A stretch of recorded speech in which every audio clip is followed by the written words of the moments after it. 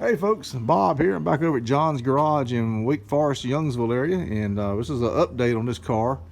I videoed this car, I guess about a month or so ago, and John is over here. He's putting gauges in, aftermarket gauges in it. As you can see right there. And the customer also wants a floor shifter put in it. He's going to take it off the tree and put it in the floor to have a floor shifter in it. Now this is a beautiful car. It's been redone nicely, as you can see. And you can go back to the earlier video and see I did a walk around of it. But he's also done disc brakes on it. All right, look nice with the slots and the holes and the. Man, that's pretty cool stuff there.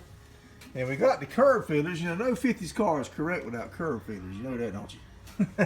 So, and up here, if you look at this, that is not a generator. That is actually an alternator. I'm talking about this piece right here, folks.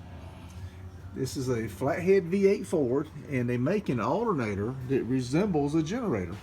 Now, I didn't say it was an exact copy, but it's very close to a generator. And it's the 53 Ford Customline. And we got the curb feeders on this side too. And we got the big wide white wall tires. Disc brakes on this. Check out that brake line, that braided brake line. Really nice. So there's the view from this side of the alternator. 12 volt. And the curb feeders back here in the back. So it's got curb feeders in all four corners to keep them shiny white walls keeping shiny. And the back of the car.